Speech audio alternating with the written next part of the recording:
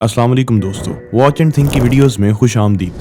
दोस्तों, हमेशा से ही इंसान एक ना ख़त्म होने वाली हमेशा की ज़िंदगी की तलाश में रहा है, जिस चीज़ का इजहार इंसान की लिखी हुई पुरानी कहानियों में भी मिलता है, जैसा कि आब हयात का जिक्र। मगर अब इस मॉडर्न ज़माने में टेक्नोलॉजी की मदद से इंसान एक ऐसा नया जिस्म बनाना चाहता है जिसे कभी भी मौत ना आ सके, जिसके लिए कोशिशें और रिसर्च आज से नहीं बल्कि कई सालों से की जा रही हैं। सुनने में इस बात पर बिल्कुल भी यकीन नहीं आता कि आप किसी मरे हुए शख्स से दोबारा से बात कर सकें, कोई ऐसा शख्स जिसका माइंड किसी और बॉडी में अपलोड या ट्रांसफ़र कर दिया जाए। सुनने में यह बात काफ़ी अजीब है, लेकिन बहुत से साइंसदान इस टेक्नोलॉजी पर काम कर रहे हैं जिसे माइंड अपलोडिंग कहा जाता है। लेकिन ये मुमकिन हो भी सकेगा या नहीं। हमारे दिमाग में तकरीबन 80 बिलियन के नज़दीक न्यूरॉन्स मौजूद होते हैं। ये तमाम न्यूरॉन्स आपस में एक कनेक्शन बनाकर रखते हैं जिसे हम सिनेप्सिस कहते हैं, और यहीं पर ये न्यूरॉन्स एक दूसरे से केमिकल सिग्नल्स के थ्रू कम्युनिकेट करते हैं, और इसी के नतीजे में हमारा ब्रेन, हमारा माइंड काम कर पाता है। लेकिन यहाँ पर सवाल आता है कि माइंड अपलोडिंग में आखिर इंसान का माइंड अपलोड किया कैसे जाएगा। यहाँ इन साइंसदानों का कहना है कि वो इंसान की मेमोरी को उसके बिहेवियर्स के साथ किसी कंप्यूटर सिस्टम पर अपलोड कर देंगे।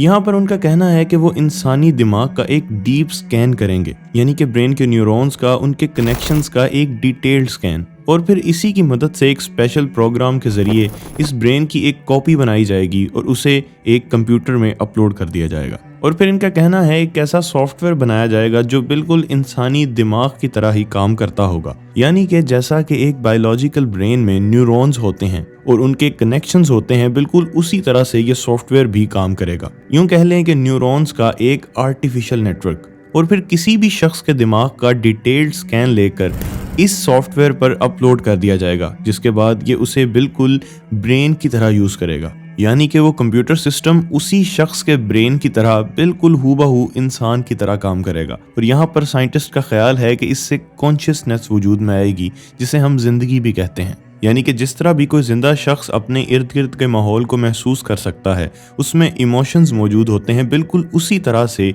ये तमाम खुसूसियात उस कंप्यूटर में आ जाएंगी। और यहाँ साइंसदानों का ख्याल है इसकी मदद से ये उस शख्सियत को वापस देख सकेंगे, यानी कि ये वही शख्सियत दोबारा से सिर्फ एक कंप्यूटर प्रोग्राम के अंदर मौजूद होगी जिसके ब्रेन को स्कैन करके अपलोड किया गया था। यानी कि एक ऐसा शख्स जो अपने बायोलॉजिकल जिस्म से निकलकर एक वर्चुअल रियलिटी में जिंदा रहेगा।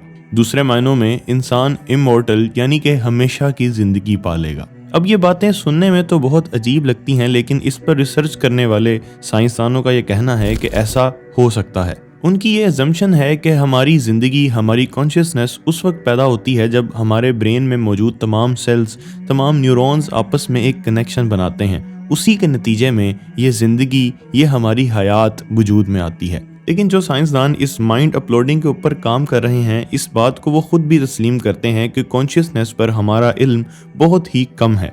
लेकिन साथ ही साथ वो ये भी मानते हैं कि ब्रेन का फंक्शन ही असल में कॉन्शियसनेस को पैदा करता है। लेकिन यहाँ पर एक और अजम्पशन भी आती है कि इंसान के दिमाग में मौजूद इन तमाम न्यूरॉन्स से ही अगर ज़िंदगी जन्म लेती है, तो इंसान की आइडेंटिटी क्या है?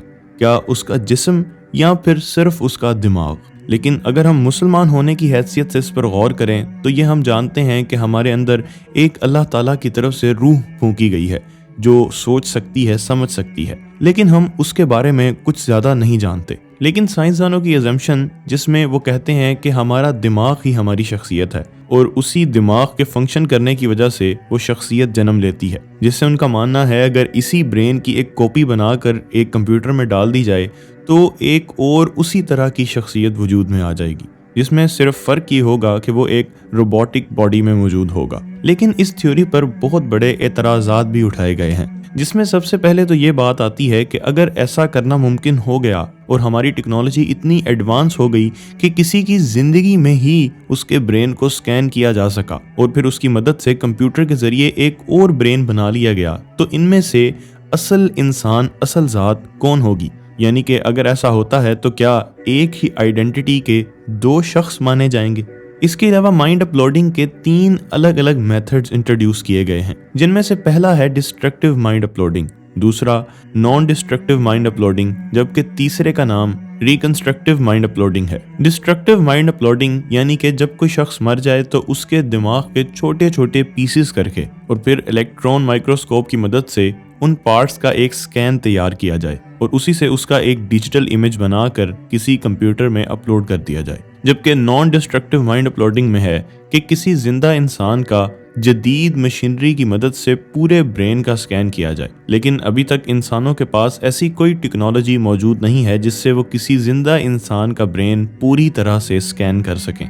लेकिन डिस्ट्रक्टिव माइंड अपलोडिंग एक चूहे पर अप्लाई किया जा चुका है, जिसमें एक चूहे के दिमाग का एक बहुत छोटा सा पीस स्कैन किया जा चुका है, जिसमें एक चूहे के छोटे से ब्रेन के हिस्से को लिया गया जिसमें भी 1 लाख से ज्यादा न्यूरॉन्स मौजूद थे। लेकिन बात की जाए इंसान की तो उसके पूरे दिमाग में 80 बिलियन से ज्यादा न्यूरॉन्स मौजूद होते हैं और चूहे के ब्रेन के इस छोटे से एक दाने जितने हिस्से की मेमोरी को स्टोर करने के लिए साइंसदानों को 2 पेटाबाइट्स की जरूरत पड़ी थी। 2 पेटाबाइट्स मतलब 2 मिलियन गीगाबाइट्स, 2 मिलियन जीबीज। इतनी बड़ी स्टोरेज का यूज करना पड़ा चूहे के दिमाग का एक छोटे से हिस्से का स्कैन करने के लिए, जिसमें सिर्फ 1 लाख न्यूरॉन्स थे। और यहाँ पर हम बात कर रहे हैं एक इंसानी दिमाग की जिसमें 80 बिलियन से ज्यादा न्यूरॉन्स हैं, जिसे स्टोर करने के लिए कम से कम 2 मिलियन पेटाबाइट्स की जरूरत होगी। 2 मिलियन पेटाबाइट्स यानी कि 2000 एक्साबाइट्स। अब यहाँ पर आप कंपैरिजन इस तरह से कर सकते हैं कि गूगल का पूरा स्टोरेज 16 एक्साबाइट में स्टोर किया हुआ है, यानी कि सिर्फ एक इंसानी दिमाग को स्टोर करने के लिए गूगल की स्पेस से 133 टाइम्स ज्यादा स्टोरेज की जरूरत पड़ेगी, जो कि अभी तक एक थ्योरी है, शायद इससे भी बहुत ज्यादा की जरूरत पड़े।